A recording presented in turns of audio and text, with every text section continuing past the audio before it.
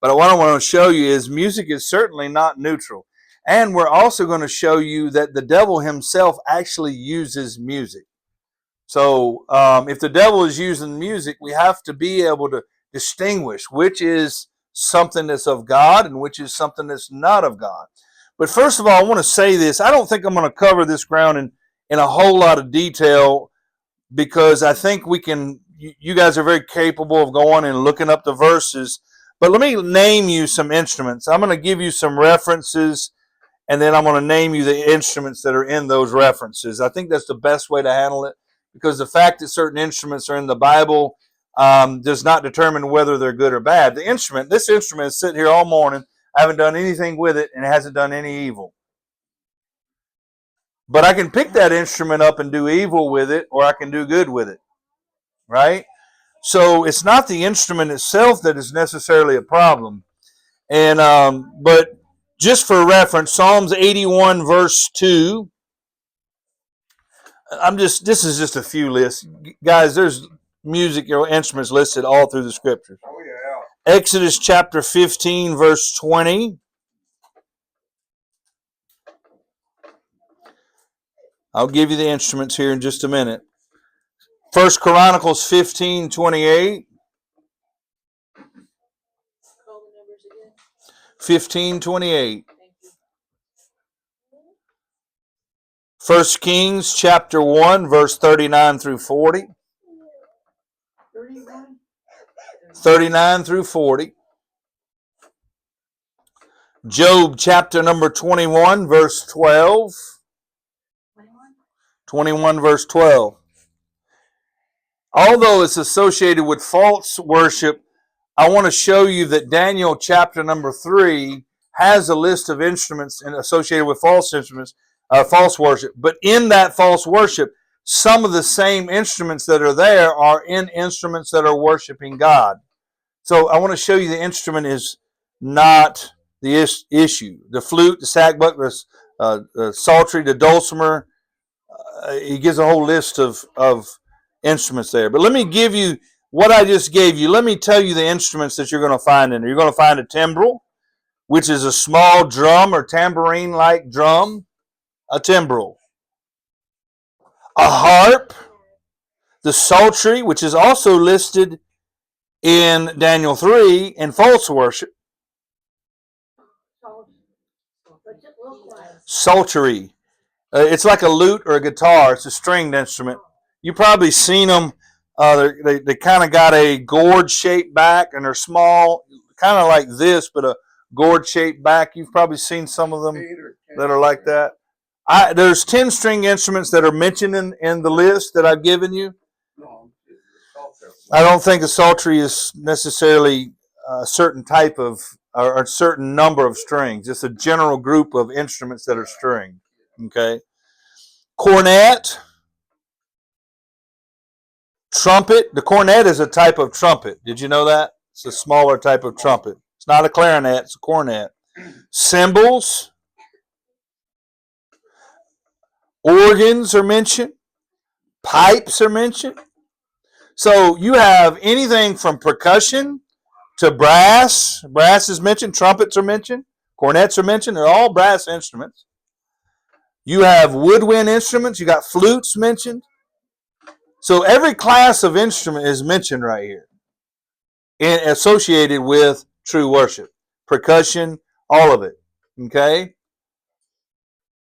Now, some of you may not know what I'm talking about. Brass, woodwind. I hope you know. Woodwind would be clarinets, oboe, piccolo, flute. Those are all woodwinds. Okay? You got your stringed instruments are mentioned here. That'd be your violin, your guitar, all of that. You say, is there any limits? The limiting factor is how you play it. Well, are you against electric, amping stuff up? The limiting factor is how you play it. I don't know how else to tell you that. It's how it's played is a problem. Okay, we'll see that here in just a minute. Some of this we'll hit on this. But what I wanted to do is let's go to Daniel chapter number 3, and I want to show you that music is not neutral. Now, listen, there's so many people that don't like percussion. Have you ever heard preachers, a drum don't belong in the church? And listen, you got a problem because 15 times cymbals is mentioned in the scriptures, 9 times the timbrel is mentioned, and 8 times the tabret's mentioned. You got a problem because that's percussion. Again, I've told you guys my preference. I'm very careful. If there is drums and it's not played, I shy away from it if it's not played carefully. I believe we have to be careful we don't begin to look and sound like the world. If there's a noise of war in the camp, guess what they probably were hearing from a distance? Percussion was probably at the top, and probably brass is right there with them. So we have to be careful. It's not the fact that they're included, it's the fact of how you use them. Okay? So Daniel chapter 3, let's take a look at this. Daniel 3. I want to show you first that music is not neutral. So many people think that music is it's not really that important.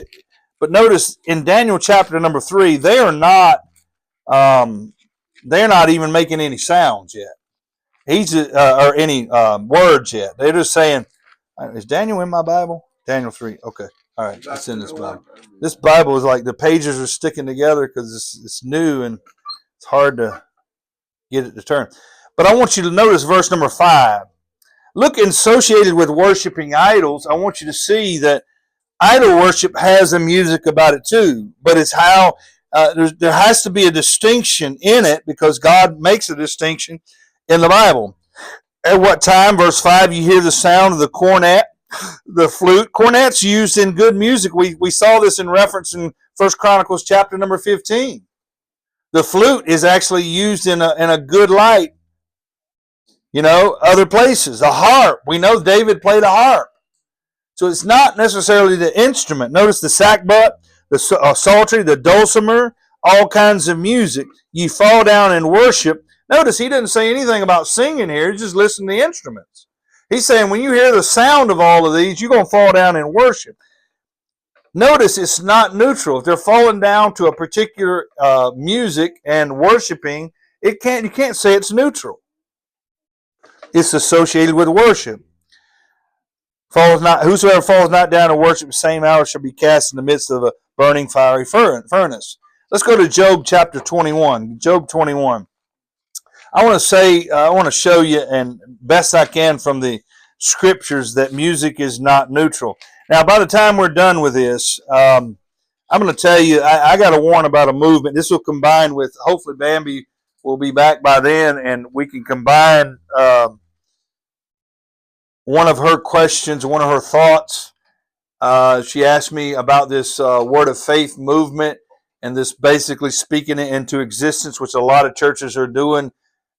It's false, but it's a teaching that has crept in a lot of churches, and it's New Age philosophy. And I've gone to great lengths. I think I got about 7 pages now of notes on this New Age and how it's crept into the church. One of the avenues it creeps into the church is through the music. Okay?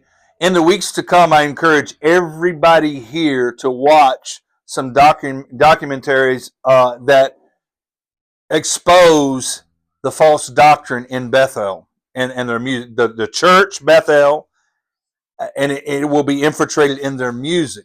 Now, here's the problem: Hillsong, Bethel, Kenneth Copeland, all these Word of Faith preachers are all preaching for each other now. They're all interwoven.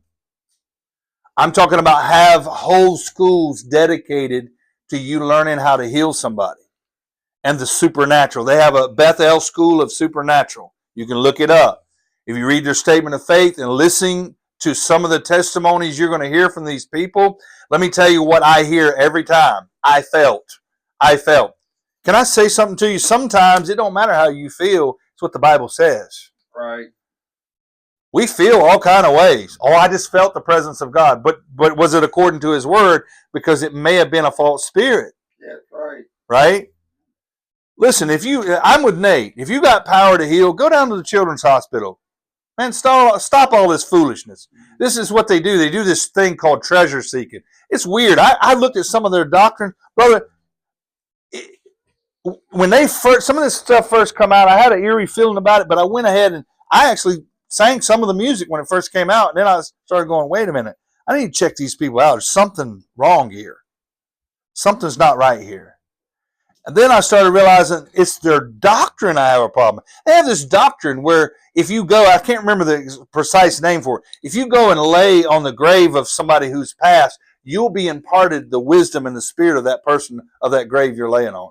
That's not Bible. It's weird, isn't it? It is like voodoo, a lot like voodoo. And in fact, I don't think you could tell the difference between the two. But they also have other weird doctrines like this, treasure seeking. Now, you who street preach with me, you'll identify the wickedness of what I'm fixing to say very quickly. So you sit down in your group and you're fixing to go out and minister on the street. Now, you think about who we minister to on the street. And you write down yellow shirt, crutches, male, 50 years old, and the Spirit of God gives you that. Now you walk through the city and you look for somebody with a yellow shirt, 50s, and crutches, male. And that's the only person you go and speak with that day. Treasure seeking. And the Spirit leads you to that one with the yellow shirt. Eventually you're going to find somebody with a yellow shirt, crutches, male. That's silly. That's silly. Bible tells us to go and preach the gospel to every creature. But let me tell you where it gets even weirder. You don't go find that person, tell them the gospel. You find that person and heal them. What's more important, a physical body that's whole or the spiritual inside that's whole? I'm telling you, some of the doctrines are weird, and it'll change your heart. It'll change your heart about taking the words in your mouth from that source. That source is polluted. And it starts to make you question a lot of things about whether I were to be involved in that. And I'm telling you, as a church, even though in the beginning I was quite deceived by it myself, because some of the words sound okay. But then I started looking a little bit deeper, started realizing the source is polluted, and I don't need to be a part of it. Listen, when we go preach the gospel, who do we go preach to? Everybody. Am I looking for a person with a red shirt and orange shoes on that walks with a limp?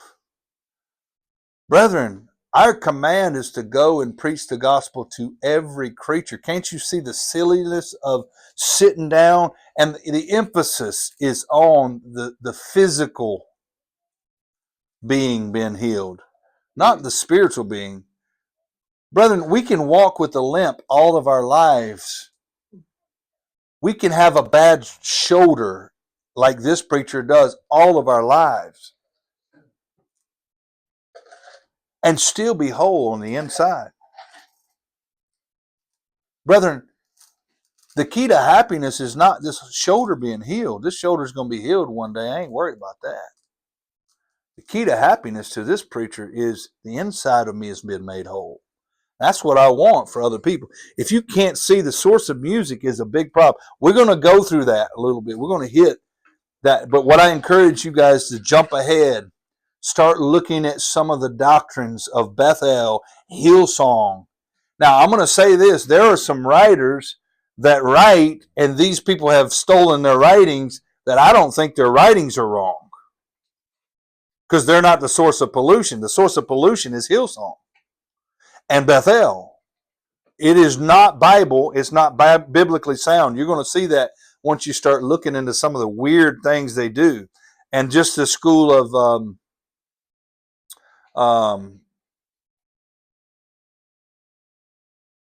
I like to call it the school of magic, but they have a fancy name for it. You know, it's basically sorcery is what they're teaching them.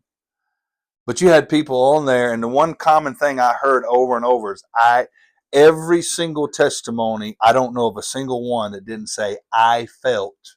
And a lot of them said, I felt empowered.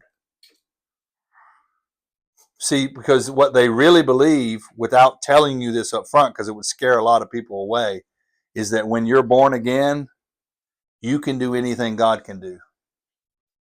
That's what they really believe. If they were honest with you up front. They don't tell people that up front. But if you listen to some of the teachings on it, you'll find that out to be true. So the source of music we got to be careful with. A little side note, but I'm going to get on that later. Go to Job 21, verse number, we'll start at verse 1. Down the road, I want us to hit that subject. It'll be about 3 weeks out. We'll talk about some of that. But Job answered and said, hear diligently my speech, and let it be for your consolation. Suffer me that I may speak, and after that I have spoken, walk on. As for me, is my complaint to man, and if it were so, why should not my spirit be troubled? Mark me and be astonished, and lay your hand upon your mouth. Even when I remember, I am afraid, and trembling take a hold on my flesh. Wherefore do the wicked live, become old, and yea, are mighty in power? Their seed is established in the sight of them, and their offspring before their eyes. Their houses are safe from fear, neither is the rod of God upon them. Their bull gendereth and faileth not. Their cow calveth and cast not her calf. They send forth their little ones like a flock, and their children dance, and they take the timbrel and the harp and rejoice at the sound of the organ. They spend their day in wealth, and in a moment they go down to the grave. So who's he talking about here? The wicked have a song and dance. If the wicked don't care about what God says, what is their song and dance about? Do you think the wicked is sitting around singing about God? Do you think they're sitting around singing praises about God? What I'm trying to show you, even the wicked have songs. And the songs are about what they enjoy. They don't love God, so they're not going to sing about God. So Job is bringing up how they sing and dance, and they're not judged by God because they're not a child of God. Ezekiel chapter 28. Ezekiel 28. We think of the devil in Ezekiel chapter number 28 because if you read here, this is talking about the king of Tyrus, but it cannot be talking about the king of Tyrus because he wasn't in the Garden of Eden. Whoever this is was in the Garden of Eden, and no doubt, if you read it very carefully, you can see that it is Satan himself. But I want you to see what it says here. We're going to start at verse number 1. The word of the Lord came unto me again, saying, Son of man, saying unto the prince of Tyrus, Thus saith the Lord, because thine heart is lifted up. Thou hast said, I am a God. That should be a key. Isaiah 14, Satan, Lucifer, was lifted up, exalted his throne above God. We see that when Lucifer tempts God, the Lord Jesus Christ, in Matthew chapter number 4, he tempts him that he should fall down and worship him. Again, you can see this pattern over and over with Lucifer. I am a God and sit in the seat of God, and in the midst of the seas, thou art a man and not God. Thou hast set thine heart as the heart of God. Behold, thou art wiser than Daniel. There is no secret that they can hide from thee. This is not the king of Tyrus. We're going to see this here in a minute. Behold, verse number 4, with thy wisdom and with thy understanding thou hast begotten thee riches, thou hast gotten gold and silver unto thy treasures. By thy great wisdom and thy traffic thou hast increased thy riches. Thine heart is lifted up because of thy riches. Therefore thus saith the Lord God, because thou hast set thine heart as the heart of God, behold, therefore I will bring strangers upon thee, the terrible of the nation, and they shall draw their swords against the beauty of thy wisdom, and they shall defile thy brightness, and they shall bring thee down to the pit, and thou shalt die the deaths of them that are slain in the midst of the sea. Wilt thou yet say before him that slayeth thee, I am God? Wilt thou be a man and no God? But thou wilt be a man and no God, and in the hand of him that slayeth thee. Thou shalt die the deaths of the uncircumcised in the hand of the strangers, for I have spoken it, saith the Lord. Moreover, the word of the Lord came unto me, saying, Son of man, take up a lamentation upon the king of Tyrus, and say unto him, Thus saith the Lord God, Thou sealest up the sum, full of wisdom and perfect in beauty. Thou hast been in Eden, the garden of God. Not the king of Tyrus, he couldn't have been. No doubt he is identifying a spiritual being that was in the garden until iniquity was found in him.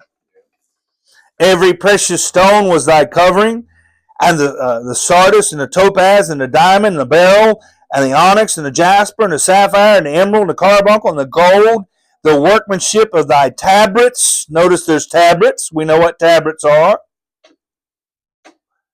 Little tambourine, right? And of thy pipes. Whoever this is in the garden, tabrets and pipes are associated with them. I want you to see it. Interesting that pipes are associated with it. You ever seen the stories of the Pied Piper that we used to read to our kids? Where did it come from? It came from right there. It came from the New Testament where he says, I piped and you've danced. Talking about those children. Mm-hmm. Right. Thy tabrets and thy pipes was prepared in thee the day that thou wast created. Thou art the anointed cherub that covereth. Is the king of Tyrus a cherub? He's not. Now we're starting to reveal who it is. This king of Tyrus is he's only using him as an illustration of a greater evil that was in control earlier on. And the fall. You're getting the record of the fall of Satan right here. The king of Tyrus was possessed. What's that? That's what I believe. That's what I believe. I believe he was possessed of the devil. And I believe that same person who's in Tyrus is the same one that's in Judas. You know what I'm saying? He's shown up all along the way. Right. Absolutely, brother. Thou art the anointed cherub that covereth, and I have set thee so. Thou wast upon the holy mountain of God. Not the king of Tyrus. You see what I'm saying? Thou walkest up and down in the midst of the stones of fire. Thou wast perfect in thy ways from the day that thou wast created until iniquity was found in thee. This has to be a spiritual being that was in heaven. Can you see that? He talks about before the throne of God. He was created and he was before the throne of God. And if you look at him, he's the anointed cherub that covereth. You got a mercy seat in heaven. Have you ever read Exodus where that type was made? You got two cherubs on each end.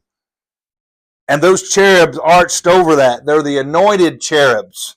They're the cherubs over the mercy seat in heaven. Whoever this is was one of those cherubs over that mercy seat. The real mercy seat in heaven. And iniquity was found in him, and he was cast out. You know anybody that fits that bill? Again, the anointed cherub that covered. Tell me the being who is in control of all the other angels that fell. All you got to do is read Revelation chapter number 12. It says that old serpent, he drew a third of them with his tail. Third of the stars pointing to the angels. Again, you know who the one at the top that fell is, and it fits this bill right here. But notice what is associated with him. Tabrets and pipes. You cannot tell me that music is neutral when the devil himself is associated with tabrets and pipes. Are pipes evil? No. Are tabrets evil? We see them used in worship, good worship. But it shows you that the devil uses music. If you think he's not behind music, you have lost your mind. One of the things I've done in this study, and I just couldn't bring myself to play any of it, honestly, because I didn't want to corrupt anybody. But I listened to some of this voodoo music and the documentaries on why they play this music. They purposely play this music to put people in trances, to cause them to do things they wouldn't normally do. That's the purpose of it. Now you think about that. You think God of heaven is going to put you in a trance to cause you to do something you wouldn't do in your right mind? Not the God of heaven. He doesn't operate like that. Everything he does, he wants us to do, we're sober minded about it. Music is not neutral. It's not neutral. You better be very careful. Go to 1 Samuel 16. You be careful what's going into your kids' minds. As kids, I still got little phrases from music that pop up every now and then that I have to suppress. You be very careful about what you allow your kids to watch. And I know it's really hard nowadays, isn't it? It is extremely hard to find anything decent if you let them watch anything. It's hard. Very hard. I mean, it's so bad. We were going back to Huckle and Lowly. I had to, I had to tell, and even some of it, it's like as old as it is. I don't know if y'all have ever seen Busy Town, but we were talking to Tony. I'm like, we let our kids watch Busy Town when they were kids, and it teaches them how to work and labor. But brethren, listen, I'm gonna tell you, you almost got to go back 30 years just to find something that's not even 100%. I mean, it's still got problems. It's crazy. Our society is so wicked and corrupt. We're destitute for solid Christian people who would develop something that is truly Christian. There's not many sources anymore. What's that? All of that stuff. My kids grew up with Patch the Pirate and Ron Hamilton. Some people think that's a problem. I don't. I think it's a whole lot better than anything you'll find on TV or any of this. It's a whole lot more wholesome. And if you read his story, just so you know, I thought at first when I heard of it, man, pirates are evil. I don't want my kids to. But what happened is he lost his eye due to a health issue, cancer.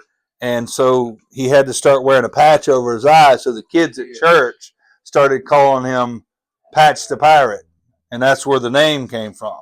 He didn't choose a pirate to be the villain. The kids started calling him that. And so he's just like, whatever, I'll go with it if it'll teach the kids. So the one-eyed bandit taught the kids and sang kid songs all his life.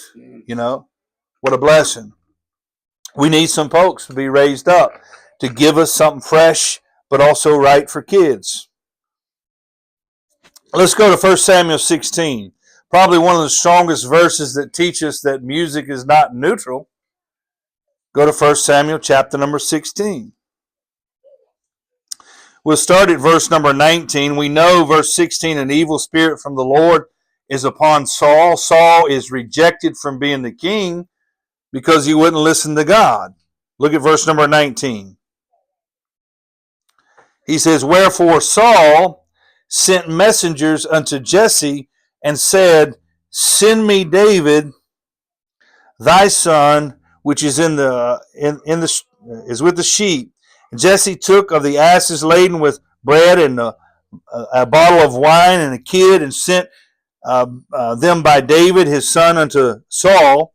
And David came to Saul and stood before him, and he loved him greatly, and he became his armor bearer. And Saul sent to Jesse, saying, let David, I pray thee, stand before me, for he hath found favor in my sight. And it came to pass, when the evil spirit from God was upon Saul, that David took a harp and played with his hand. So Saul was refreshed and was well, and the evil spirit departed from him. Listen, does it say David sang anything? No. All it says is he played on a harp. So you can't even say the music is neutral. Whatever this music is here, it drove away devils. Even the devils couldn't tolerate it. Evil spirits were gone. Brother, there's certain music that I could play you. Let me see if I can illustrate this. It's going to be tough, but I'll see if I can illustrate it for you. I'm just going to ask you a question after I'm done playing.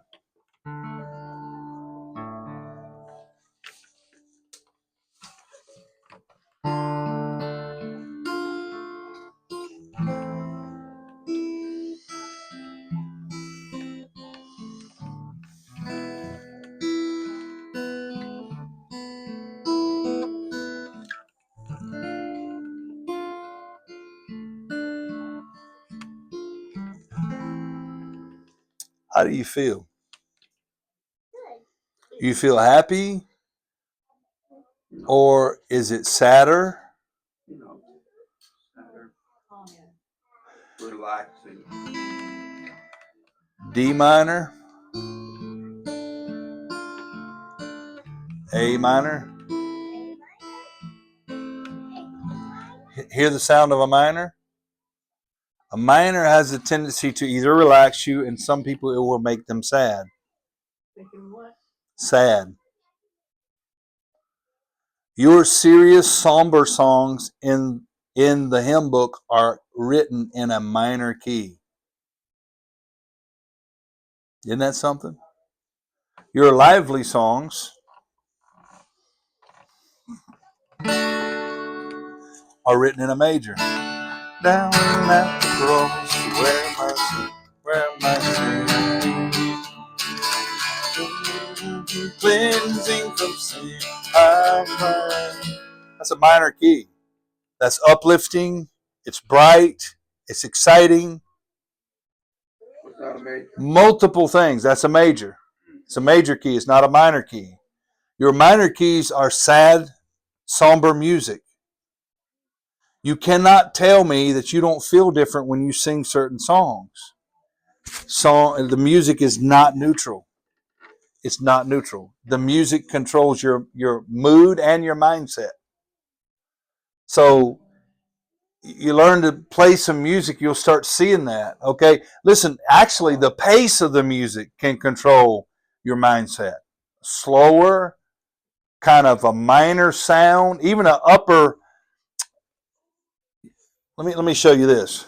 You can play the minor and it still has a connotation. Let me show you another one we sing. Joshua fought the Battle of Jericho. Starts out with D minor. It still has a mischievous sound to it, doesn't it? It has a mischievous, like something creepy is fixing to happen sound. Without me even saying it. It just has a kind of a bright but creepy, something really bad's fixing to happen. That's right. That's right.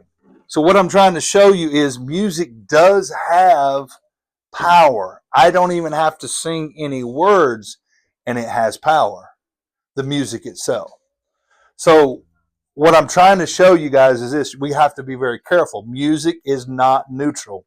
It's not neutral. And you know that if you were lost and there's certain music that just drew you in. What drew me in was not the words. It was not the words. It was the beat. It was the rhythm. It was not only the rhythm, it was that repetitious sound. If I was angry, I wanted an angry song. And there's a certain way to play that expresses anger. Kind of like the period I went through when I was depressed while I was listening to country music. Right. Because the sound of it was just, So let me express this.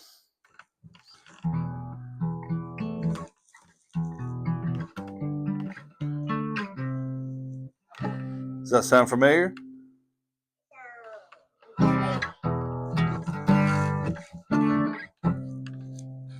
Some of you know it. It's a rock power chord. But in that power chord, guess what kind of notes it's made up of? All minors. All minors played fast. You know what it combines? Speed with depression. Isn't that crazy? So you're rapidly becoming very depressed in the music when they play. You ever listen to rock music? It's not lifting up. It doesn't lift you up. It makes you bitter and angry. And I only say that, and I didn't play any further because I can, but I don't want to because I don't want to put myself back under the flesh. But brethren, it's written in a minor key. Are those notes of minor in themselves bad? No. It's how they're expressed and what it draws out. If it's trying to point you to Jesus and there's a mannerism in which it's played with timing, that it could either make you angry or it can make you reflect. Just like some of you said it was depressing, and some of you say it was reflective and peaceful. You see the difference? So we can't say the music itself is neutral. It's not neutral, y'all. Who is it, or what is it that even claims music to be neutral when history itself shows that it's not? Example, World War II, Germany. Brother, I completely agree. All those SS marches, man, they were all like, they were to set people's frame to fight to the death. Like they mesmerized people in the way that they were very mind controlling. You get up before Hitler. How can you get everybody to sit here and do this like this before Hitler? I'll tell you how it started out. They march across that parade deck, and the music is blaring, and it's got a marching beat to it, a country beat. I'm talking about like a love of country beat to it. It's all, and so what happens is nobody wants to resist at this point because the overwhelming majority has been mesmerized by this. Okay, it does have a control. Go to Amos chapter 6, Amos 6, and I'm just trying to get. Like I said before, I'm not trying to get you to draw the line where I draw the line. But brethren, you certainly need to reconsider what you're listening to. It is a big deal. It is a big deal. It will change your whole mindset, the type of music you listen to. Look at Amos chapter number 6. Amos 6. Woe unto them that are at ease in Zion and trust in the mountain of Samaria, which are named chief of the nations, to whom the house of Israel came. Pass ye unto Caune, and see, and from thence go to Hamath the great, then go down to Gath, the Philistines, and be they better than these kingdoms, or the borders greater than these borders, your borders? Ye that put far away the evil day, and cause the seat of violence to come near, that lie upon beds of ivory, and stretch stretch themselves upon couches, and eat the lambs out of the flock, and the calves out of the midst of the stall, that chant to the sound of the viol, and invent to themselves instruments of music like David, and drink wine in bowls, and anoint themselves with the cheap ointments, but they are not grieved for the affliction of Joseph. Notice, it is a music that they're rejoicing over, that they're also comfortable drinking wine over and living a debauched life. Can you imagine filling up a cup with wine or Jim Beam and singing this? We have heard the joyful sound, Jesus saved, Jesus saved. That's not the music you want when you're doing that. I'm glad you guys don't do that no more.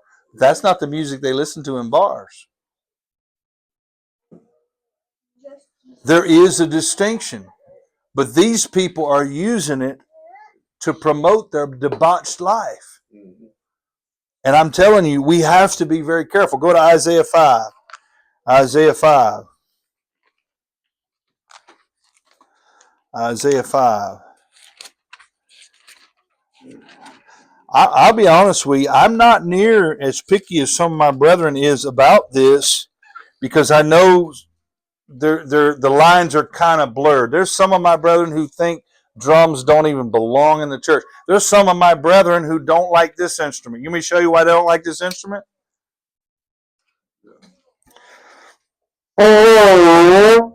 That slide tone. It has that jazz slide sound to it.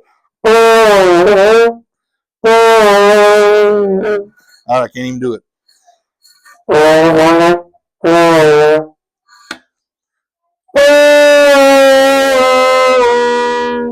They think that sound is fleshy.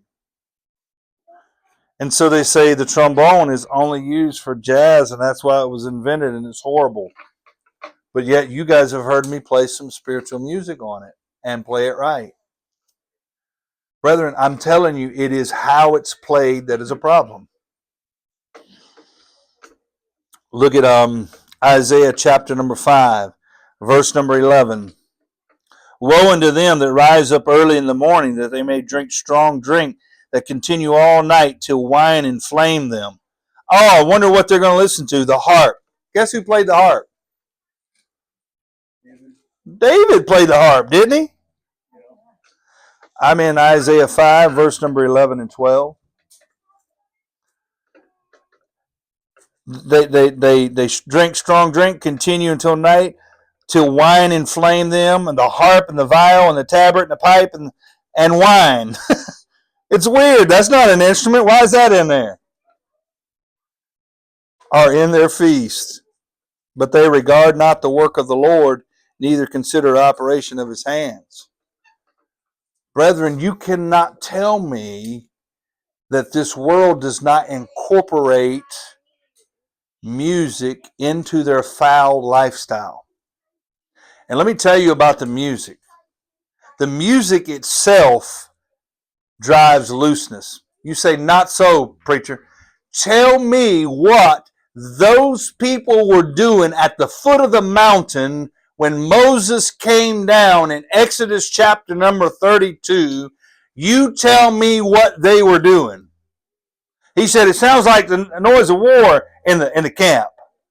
And he said, no, it's not the noise of, when they got closer, they realized it's not the noise of war. This is the noise of people. They're singing and dancing and playing. But tell me how it left them. The Bible said, Aaron hath made you naked to your shame. The music promoted them getting naked. It doesn't say anything about words. It said the sound did that. There is some music that will promote you taking your clothes off. That's not good music. Brethren, some of us were lost before we're saved. We know what kind of music I'm talking about. Without the words, it will cause you to be loose. You ain't lived it. I've lived it. You go to a party, you got somebody singing up there on a stage, and tell me you can hear the words they're saying. You can't. All you hear is the beat. Me and Tony were talking about a rave. Some of you don't know what that is. It's your generation was different, you know. But my generation grew up, and I don't even know. It may be even out of style now. I don't know. But the whole purpose of it, that's the whole sound. If you want to know what a rave sounds like the whole time, that's all it sounds like. Same thing. I can tell you. It's an instrument. Oh, no, there's music. But all you hear going in is, I mean, it's the same beat over and over. And the whole idea is to basically take over your mind. Your mind. If you've ever been to one of these, okay, I've been some places I shouldn't have been.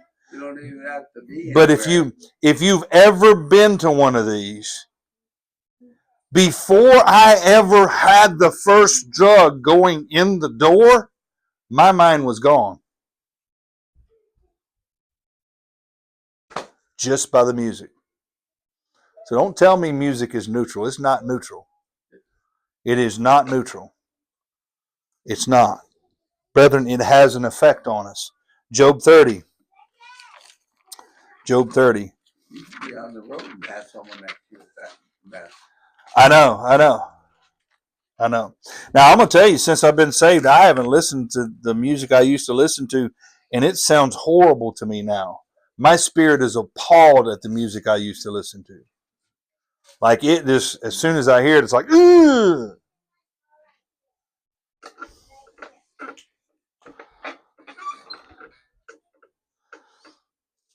Look at Job chapter number 30, verse number 30. My skin is black upon me, my bones are buried with heat, my harp is turned into mourning, and my organ into the voice of them that weep. You can actually see the instruments producing a sorrow and a sadness in that context. Again, I demonstrated this to you. The music can actually set the tone. Okay? We talked about Amos 6, where it talks about the incorporation of chants, right? Incorporation of chants. The Bible says, out of the abundance of the heart, the mouth speaketh. It says they're known for their much speaking.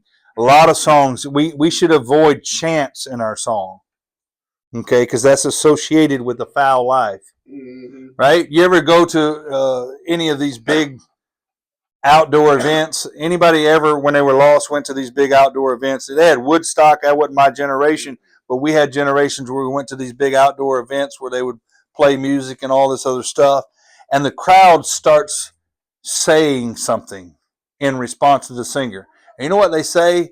The same thing over and over.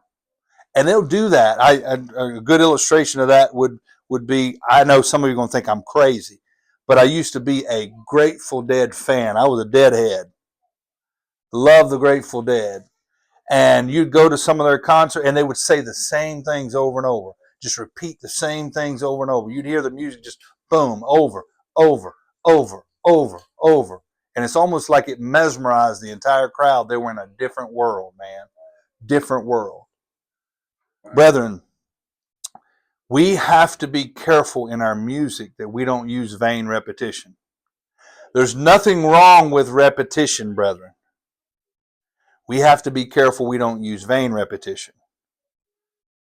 We have heard the joyful sound, Jesus saves, spread the tidings all around, Jesus saves, Jesus saves. Nothing wrong with that repetition. But I was literally, I preached at this prison that's right up here in Ridgeland for quite a, it's been a while back, hasn't it? They had to shut it down because they had some stabbings there. We preached there for a little while. And I absolutely loathed the music that the chaplain made us sing, because it would literally, one song said this on the screen: for 5 minutes, 9 out of 10 phrases that we said it was, yeah, he's the one. Yeah, he's the one. Yeah, he's the one. And that's what it said over and over. And then it would have a one-liner, and it would say it 3 or 4 more times. And then a partial line, and it would say it 3 or 4 more times. Vain repetition. And what's that?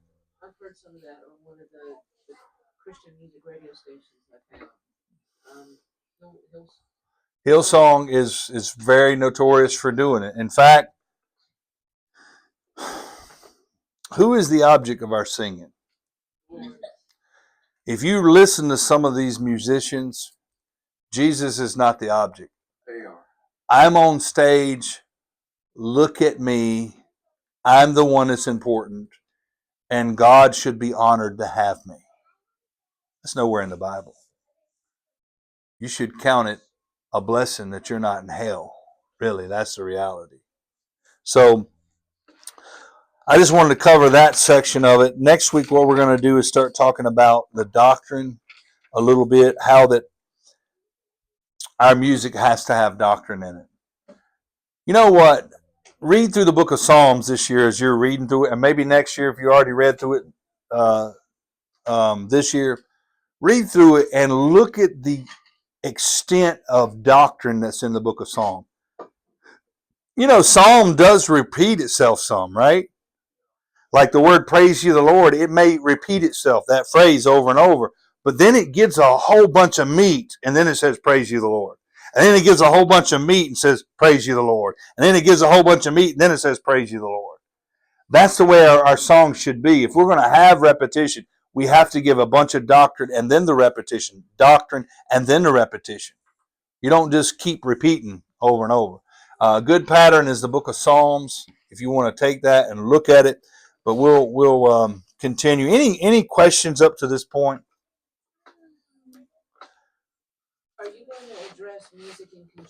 dancing. For some reason, when you were talking about the music that's uplifting, but it's not always uplifting to everyone else, I thought of that passage in 2 Samuel, where David was dancing in victory before the Lord, to the trumpet, or with the trumpet. Right. But he was also dancing, and his wife despised him. She turned her back on him. She was embarrassed. I think sometimes you guys miss it, but you can just ask my wife. You can ask my wife when I play. Sometimes you'll see me do this. McCall got like taken out of the home that she was in, although she was like previously like promised to David. Like she had a husband who followed her crying, like clearly loved her. She got like ripped out of her home. Right. With David.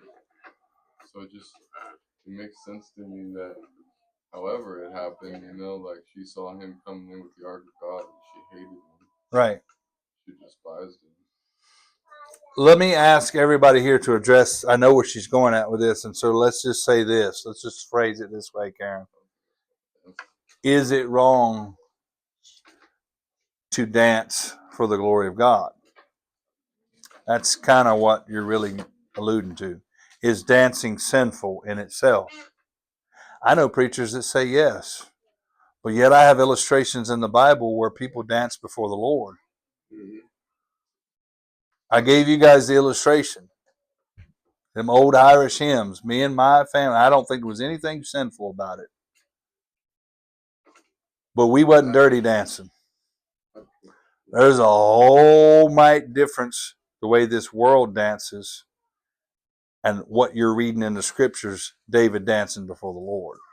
Whole different aspect. When we're saying dancing, our dancing, if we're gonna do such thing, I'm very careful. Because I know dancing can go fleshy really quick. Oh, that's perfect. But is there anything in the scriptures that shows that people danced? Yeah. And did they do it before the Lord? And did the Lord reprove them for it? No. So almost in every country they all have 103 dances. And Ireland has almost 103 dances. They always have the Irish jig and all that. Right. Russian have the Russian jig. And almost every country has almost 100 dances that they do. Right. And just because they have them don't make them right. The object of our dancing and worship has to be God. Let me say this. I've danced with my wife, and there's nothing sinful about me dancing with my wife. After we got saved, we don't dance the way we did before we got saved. Right? It's completely different. But do you think it's wrong for a man to embrace his wife alone and actually dance to something that's spiritual? In honor and reverence of my wife and in thanks to God, we have done that. I don't have a problem with it. We don't dance to the world's music either. Yeah. Like whatever that wedding, that like super simple wedding dance is, where you just like fall to his feet. You know what I'm talking about? Mm-hmm. I don't know what it's called, but I don't. I think I have seen it it's actually. like two steps. Yeah, it's like a slow dance. Right. It's just like, yeah, that thing. A waltz. A waltz. Yeah, okay. It's like there's nothing wrong with that. It's like a wedding or something. But it would be wrong if it's not my wife. Well, yeah. Then it would be It's wrong. too intimate. You're absolutely. It would be wrong at that point. So what I'm trying to drive home to everybody here is we're talking about behavior in the church, and that should affect our homes. Brethren, I have had a great time here with Irish hymns and just in a circle with my kids. Just all we were doing is essentially bouncing in a circle, having a good time, enjoying ourselves. There has to be some way to do it right that's not worldly, because the Bible mentions it. Okay? And I think the object of our worship has to be God the entire time. This world, the way they dance, is sinful. It's wicked and sinful. It's fleshy. It's perverted. I mean, they even got stuff nowadays that I didn't have. They call it a type of dancing, but I didn't even know what it was until recently. All this twerking stuff, and I'm like, that is out of the pit of hell. That's obscene. That's out of hell. We were at a parade and they started doing that junk. Yeah. The Cooter Festival over there, and you know, it's supposed to be a turtle, but man, even that's got different names nowadays. Stuff we didn't know. Brethren, listen, this world, we live in a world of iniquity. So if you're going to do it, you're going to have to be very careful that you draw the line with your family somewhere and say, this is over the line right here. This is how the world does it. We're not doing it that way. That's the measure of all of it. So just to answer your question, biblically, people danced and it was okay in the sight of God. I know there's some brethren who think I'm crazy for even saying that. But I can only say what the Bible says. They're just that afraid of the world's dances. That's what it is. And I don't blame them, brother. I don't cast dirt on them for going beyond. I told you my convictions are beyond what I can read in the scriptures. I'm like, no dance, I'm with you guys. Right. Because this is going to get perverted. It can. It absolutely. Absolutely. Absolutely. I think that might be the intensity of dislike towards it. I think if you have been in the Word long enough, saved or lost, in the Word, if you've read it, you almost have an instinct that tells you the difference between right and wrong. Oh, I certainly would say that if you're saved and you've been in the Word. If you're adamantly opposed I think- to something that can go either way, it's because it used to be something that had you in its grasp. Right. But you know what? This is my thought about it. If I perceive that it's close to the line, I don't even do it. I don't even do it. If I don't even, there's some Christians who actually tiptoe right up to the edge of the line and see how close they can get, and they'll walk right on the line. I'm not one of them. If it's wrong and it's close to the line, I'd rather just stay away from it. So, as a general rule, we stay away from it. Anything else? Any other questions? It's good. Good discussion. Let's stand for prayer.